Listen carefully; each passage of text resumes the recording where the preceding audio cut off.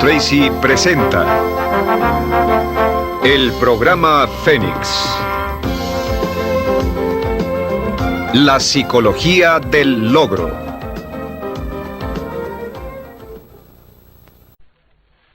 Session 9, Programming Your Mind for Success. Everything you are or ever will be is a result of what is going on inside your mind. This is the most awesome concept that I've ever discovered, that anybody has ever discovered, that you can dramatically change the outer realities of your life by changing your inner attitudes of mind, as William James said. We talked earlier about the various laws, the law of belief, that your beliefs do become your realities, that you actually see the world in terms of what you believe to be true about it. Beliefs create the actual fact. As a man thinketh in his heart, or as a woman thinketh in her heart, so are they. We also know that law of correspondence says that your outer world will always correspond with your inner world. That means that there is something in your inner world that corresponds to everything in your outer world. The great Emmett Fox said this when he talked about the mental equivalent. He said that everything in your outer life has a mental equivalent in your inner life. Anything that you want to see different in your outer life, you must first provide the mental equivalent internally. And the law of attraction says that anything that you keep holding your mind on a continuing basis, you draw to you. That your dominant thoughts set up a force field of energy that draws into your life the people and circumstances that you need. I mention that because of this. Many people say, well, how will I get a better job or a better relationship? How will I find the information I need or get the education and so on? You don't have to worry about it. All you have to do is get it crystal clear in your mind, and you trigger into and get into the flow of these universal mental laws, and everything that you need will be brought to you exactly as you need it, exactly when you need it, and exactly in the form that you need it. Now, we're going to talk in this session. We talked about self-concept before. We said that your self-concept is that bundle of beliefs inside that determines everything that happens to you. Your self-concept is the sum total result of every single piece of information that you've ever taken in about yourself or your world, accepted as true. It becomes part of your self-concept, and your self-concept is the corresponding inner mechanism that determines what happens to you. What does this mean? It means that all change begins with a change in the self-concept.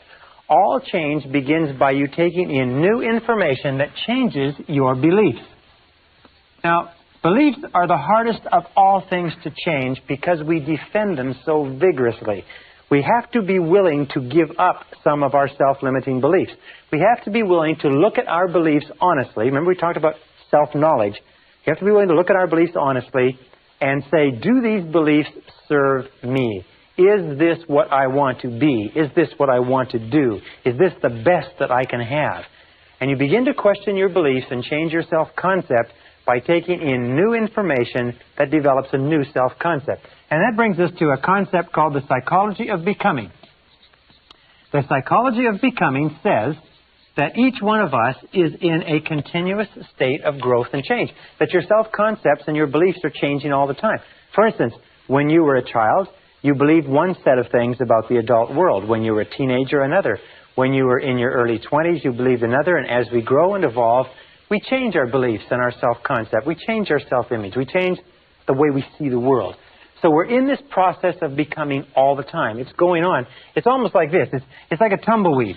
Is that you are evolving and changing and growing all the time, but always in the direction of your dominant goals. Always in the direction of what you are thinking about the most intensely at the time. For instance, an alcoholic or a drug addict is also evolving and changing in the direction of his or her dominant goals because that's what they think about all the time. And if you want to evolve and grow rapidly, you have to make those goals clear, you have to make them sharp, you have to make them intense, and you have to dwell on them all the time. Sometimes you see people who are very successful at an early age, but you'll find that those people had an obsession, a total preoccupation with a particular area or field for a long time, whereas other people who may be much older have never had an intense feeling or have never dwelled on anything they want to accomplish. Now, there's two obstacles to this psychology of becoming. Number one is called homeostasis. Now, homeostasis is the desire for consistency. It is a natural desire within the human mind to stay constant with what has happened in the past. If you like, we like to maintain the status quo. These are the people who say that's the way we've always done it, this is the way we do it around here, etc., etc. You must watch out for homeostasis, because what it does is it causes your thinking to become rigid and inflexible. And the other is called psychosclerosis. Psychosclerosis is simply a hardening of the attitudes. A hardening of the attitudes. People with psychosclerosis develop what is called fixed ideas. Fixed ideas lead to rigidity and an unwillingness to change. Both of these lead to getting stuck in the comfort zone. Remember, the natural tendency of all human behavior is for you to start doing something in a certain way and then get stuck in a comfort zone. You get stuck in a comfort zone in a relationship, even if you're not happy, in a job, even if you're not satisfied, with a particular level of income, even if it's not enough. You have to fight the comfort zone, because the comfort zone very soon becomes a rut. And they say that a rut becomes a grave. And the only difference between a rut and a grave is the depth. Or another way that it's been put is that a grave is simply a rut, or a rut is simply a grave with the ends kicked out. So be very alert to that, because the great majority of people in our society tend and evolve naturally to get into a comfort zone, to become very rigid defenders of the status quo, to become very hardened in their attitudes. They get into this comfort zone, they fall into this rut, and even if it would be good for them, they don't change. Now, this leads us to the two great powers that control everything that happens to you. And the first power is the power of love. The power of love is the power that shapes your personality and shapes your destiny. The power of love simply says that everything that we do is either to get love or to compensate for the lack of love. We said earlier that children's entire personality is formed by the quality and quantity of love that they get, and that all adult problems are as the result of love withheld. Love withheld from our parents, and perhaps love withheld from people when we grow up. The other power is the power of suggestion. Now, the power of suggestion works on us all of our lives. The power of suggestion is extremely strong. What it does is it begins working on us almost from the time that we're born, sometimes from before birth, and the power of suggestion shapes us. It means that every single thought you think, everything you hear, everything that you see, touch, taste, or smell, everything that affects you in any way has an effect on your personality. We say it this way. We say everything counts. Everything counts, and especially when you become an adult, remember that everything counts. Now, the average adult in America watches 20 to 25 hours of television every week. The average senior citizen watches about 7 hours of television. Average child watches 3 or 4 hours of television per day. Do you know that the average chief executive officer of major American corporations watches less than 5 hours per week? Now, let me ask you a very simple question. Do you think there's a correlation between the number of hours that a person watches television and how successful they are in life? Do you think that the suggestive influences, books, magazines, tapes, courses, seminars, people, television programs, and so on, that you watch, listen to, read, associate with on an ongoing basis, do you think these suggestive influences are having any effect on your future? Let me just put it this way. Everything does count. And you have to ask yourself this question. I learned this many years ago. Is ask yourself this question: what is it that you want in life? Once you've asked yourself what it is you want in life, then you can look around your world and you can determine what is right for you and what is wrong for you. What does that mean? It means that everything that moves you toward what you want is right, and everything that moves you away from what you want is wrong, but everything counts. I have a good friend who goes on a diet on a regular basis. And every so often, I catch him eating cheesecake. And sometimes he's eating 2 pieces of cheesecake with lunch. And I say to him, I said, I thought you were on a diet. I said, I thought you only eat fresh fruits and vegetables and natural foods. And he says, sure. He said, well, I said, what about the cheesecake? He said, well, I don't count that. Do you know how many people sit at home and watch television 3 or 4 hours a night, who want to be successful, who read the comic strips and the sports pages, who read junky magazines or nothing at all, listen to the radio, don't do anything with their time or their minds? They say, but I want to be successful. I want to be more successful. I said, well, what about all these things that you're doing to waste your time? They said, well, I don't count that. But unfortunately, nature counts everything. So this brings us to some laws that I want to share with you. The first law is the law of habit. Now, these are also mental laws. The law of habit is very similar to the law of inertia. The law of inertia says that a body at rest tends to remain at rest unless acted upon by an outside force. It also says that a body in motion tends to remain in motion unless acted upon by an outside force. The law of habit says that in the absence of a specific decision on your part to change some aspect of your life, the natural tendency will be to go on the same way indefinitely. As a time management specialist once said, the more you do of what you're doing, the more you get of what you've got. So you have to look at what you've got and look at what you're doing and say, is this what you want? You will go on indefinitely in the same direction unless you make a very concrete, specific decision to change. Also, there's another law. It's called the law of emotion. And by the way, before I get into the law of emotion, let me say this. There's about 95% of everything that we do is by habit. That the only major difference between successful people and failures is that successful people have success habits and failures have failure habits. You've heard, for example, you've heard the old saying, early to bed, early to rise? They say, makes a man healthy, wealthy, and wise. Well, why is that? Why is it that so many successful people get up early in the morning? It's because they get a jump on the day. It's also because it forces them to go to bed earlier at night so they don't waste the evenings when they're the tiredest and least productive. So you find that over and over again, successful men and women are early to bed and early to rise. They have a success habit. Why is it that people don't go to bed early or don't get up early? Because they're too lazy, they're too undisciplined, they don't have goals that they want badly enough, they do not have success habits. 95% of your success is going to be determined by the type of habits you develop. And if you have good habits, you're going to be successful in spite of anything else. The law of emotion says simply this.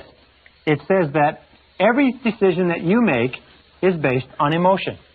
Is that we used to say over and over again that people are 90% emotional and 10% logical.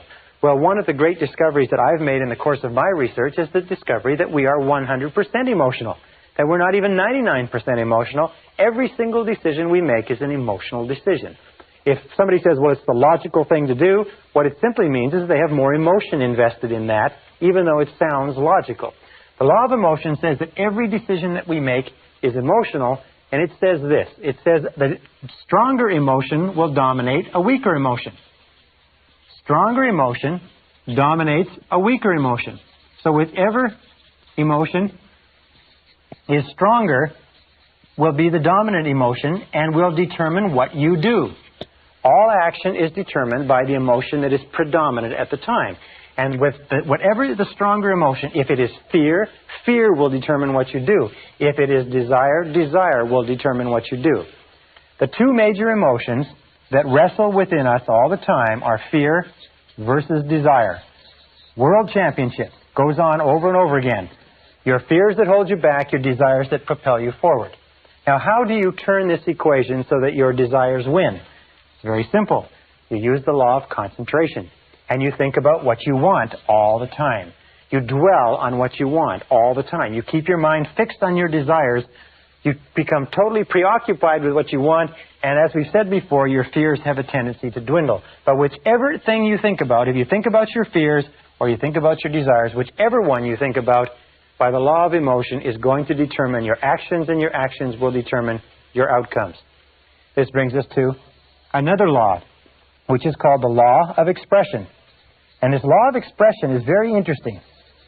This law of expression goes back many, many years, and it predates even a quote from Aristotle, which says, whatever is impressed is expressed.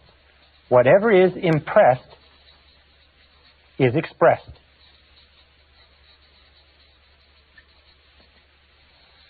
Whatever is impressed is expressed. Now, what does this mean? Let me go and sit down while we get the board cleaned off. It means simply this, is that whatever is impressed into your psyche for any reason, and from whatever source, whatever is mixed with emotion and dropped into your self-concept, will eventually be expressed as part of your personality, part of your reality. It says, in effect, that you see the world through your self-concept. You actually see your concept of the world. You do not believe what you see what you believe. Whatever has been impressed on your mind as a fact, or as a truth, or as a reality, will then be expressed in your reality or expressed in your world, because that is what you will see. If you believe that a certain type of people are good, then you will see goodness in those people. If you believe that members of a particular political party are fools, then all members of that political party will appear foolish to you, even the wisest and most intelligent. If you believe that there is opportunity everywhere, you will see opportunity everywhere. If you believe that you're in complete control of your own destiny, then you will see indications of that. If you believe that you are a popular, courageous, confident, influential person, then you will act in a manner consistent with it, and you will see it all around you. I was reading a very interesting story not long ago about a young man who came from poor beginnings and had no self-confidence at all, but was convinced by a fortune teller that he was the reincarnation of Napoleon Bonaparte. Wonderful story, true story too. And he began to believe that he was the reincarnation of Napoleon Bonaparte. And he went to the library and he studied Napoleon. He read all about Napoleon, and he began to walk and talk and act like Napoleon. He began to think like Napoleon. He began to imagine great plans like Napoleon would have imagined. He began to act with courage and confidence in the face of uncertainty, as Napoleon would have. Over time, he became absolutely convinced that indeed this person who was shy and retiring was truly the reincarnation of Napoleon. And as he did, his career improved. He was promoted. He was advanced. He changed the way he dressed. He spoke more confidently. And by the time he found out that he had been misled by the fortune teller, he was already an extremely successful businessman. Very interesting. Whatever is impressed and accepted becomes expressed. And this brings us to another critical mental law. And it is this. It is what is called the law of reversibility. When I first learned about this law, I was so excited I wanted to wrap it up and tie it up and not tell anybody. This is the first time in any form that I've ever explained this law to other people. The law of reversibility says simply this, is that if you achieve a certain level of success, a certain level of health, a certain quality of relationships, then that quality of relationships will create a subjective state. A subjective state means a feeling or an emotional state. In other words, if you win a prize, you will feel like a winner. If you fall in love, you'll feel like a lover. If you succeed in business, you'll feel like a success. The objective creates, in other words, the objective reality or the fact actually creates the subjective or the emotional state. That makes sense to you? In other words, something happens, you feel great, you get the feeling. However, the law of reversibility says this. If you can grasp this, this one fact alone can change your life, because it has changed mine. Is that if you can create artificially the subjective state, the feeling will trigger the law of attraction and correspondence into motion, and will draw into your life the people, circumstances, and opportunities necessary to create the objective that is constant with the subjective. And here is the method. It's so simple, it's astonishing. It is this, is whenever you think of something that you really desire, imagine that you have it already. Imagine that you have it already. It sounds like a game, like children would play. But it is so powerful that it is awe-inspiring, and all I suggest you do is try it for a little while. Just imagine, close your eyes, drive it along, think about it if necessary, stand, relax, do whatever you want, but just imagine that you've already accomplished it, and try to get the feeling. Get the feeling. As though it were already a success, as though it were a past tense, as though it were already accomplished, that you don't have to worry about it again, you've already got the feeling. And if you will play that feeling over and over again, this law of reversibility will create this feeling. As you dwell upon the feeling more and more, the feeling will actually begin to change things inside you and outside of you, draw you toward your goal and draw your goal toward you, and the objective will come into reality exactly at the right time and place. You don't even really have to worry about the process between the two or what the steps are. All you have to do is hold that feeling very, very intensely. And we'll talk about this a little bit more when we talk about mental programming methods. Now, the next law is the law of practice. The law of practice is also called the law of repetition, but it says that whatever you do over and over again, often enough, becomes a new habit. Do you want to be a positive, exciting, enthusiastic person? Do you want to become wealthy and successful? What is it that you want in life? Whatever you want in life, if you will practice it over and over again, it eventually becomes a new habit. If you practice it by thinking about it, you see, a new habit takes about 21 days to develop. It takes about 21 days to develop a new habit. 21 days of repeating it over and over again. Now, what we're going to ask you to do as a result of this course and as a result of what we've talked about is we're going to ask you or suggest that you go on what we call a 21-day PMA diet. That means that for 21 days, we're going to ask you to do a very difficult thing. One of the most difficult things you'll ever do in your life is for 21 days, we want you to keep your mind on what you want and keep it off of what you don't want. Keep your conversation on what you want. Keep your conversation off of what you don't want. Keep your dreams, your imagination, your thoughts, your feelings, everything in your environment consistent with what you desire, and keep it off of what you don't want. It's very simple. It's not very complicated. It's one of the most difficult things that you'll ever do. Now, why do we pick 21 days? Well, a very good reason. You see, it takes 21 days for a chicken that has a brain the size of a pea to sit patiently, calmly, faithfully on an egg to hatch the egg. Now, we feel that if a chicken with a little brain like that can sit on an egg for 21 days without seeing any change, just in faith, for 21 days it can sit there on that egg, then we could probably ask adults who have brains that are the size of 3 pounds, that have 12 to 20 billion cells, and have the capacity to remember and retain all the knowledge known to man, if their brain could be tapped, we ask them to keep at it for 21 days. If you will go on a positive mental attitude diet for 21 days, keep your mind on it, the goal is to become what we call a purely positive person. A purely positive person. Because we know that if you're a purely positive person, if your conversations, your acts, and your relationships are purely positive, what we call a PPP person, and you practice that for 21 days, you will find that your life will change. That everything around you will change. Your health, your relationships, your work, your opportunities, and everything else. It's simple, but it's not easy. If you can do it, if you can practice it, it will become a new habit. The very law of reversibility, the very law of emotion, the very law of habit that we talked about will actually begin to be changed. Now, what are the 4 things you need in order to make this great change? Number 1 is you need desire. Desire is the starting point of all change. The most important question that you have to ask yourself in life is, how badly do you want what you want? How badly do you want it? Or do you want it at all? You see, there's an awful lot of people who want an awful lot of things. But how badly do they want it? If you want it so badly, if you want it with tremendous intensity of desire, there's really nothing in the world that can stop you from getting it. There's an interesting story was told about Socrates, and Socrates was talking to one of his students, and the student said, I am hungry for knowledge. What can I do to increase my knowledge?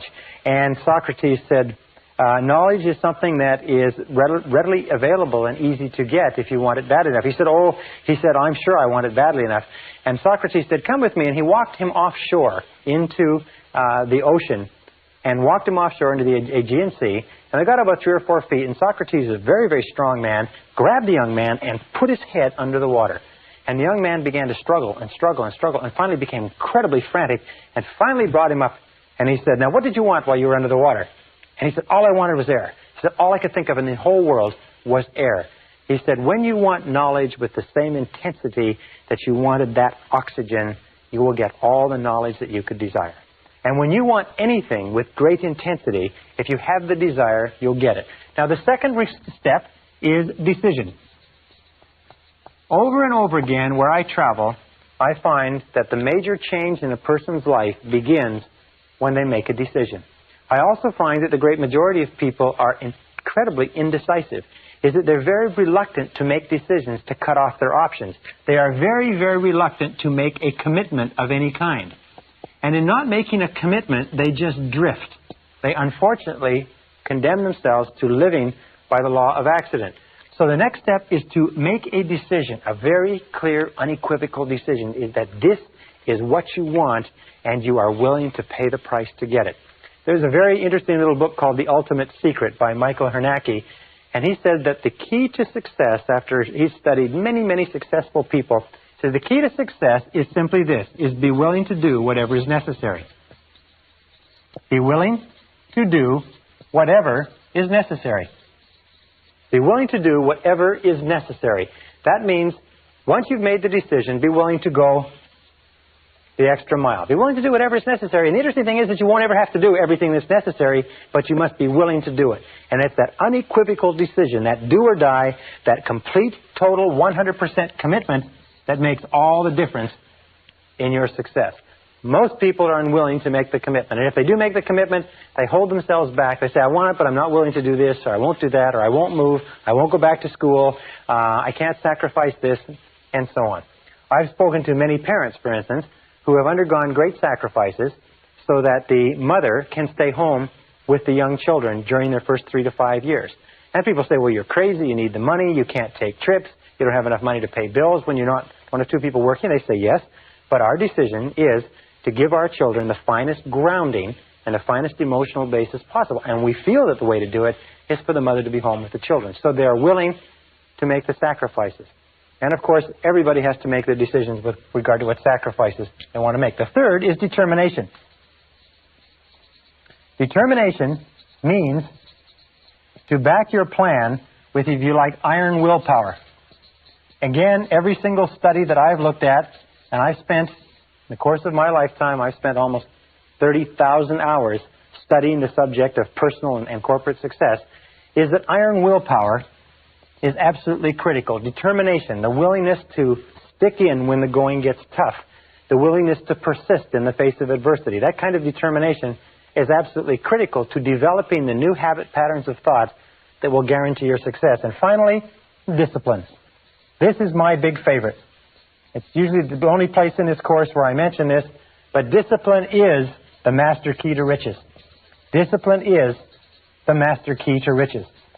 Discipline, the willingness to do what you know you should do, when you should do it, whether you like it or not, is the critical key to your success.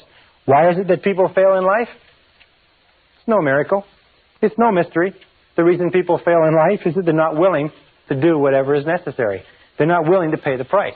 Half the time, three-quarters of the time, they don't know what they want, and the ones that do know what they want are not capable of disciplining themselves. So the next time you sit there watching the television, next time you drive along listening to the radio instead of listening to an audio cassette program, you have to ask yourself quite honestly, in terms of the wonderful life that you are capable of enjoying, in terms of all the things that you want, is this moving you toward it, or is it moving you away from it?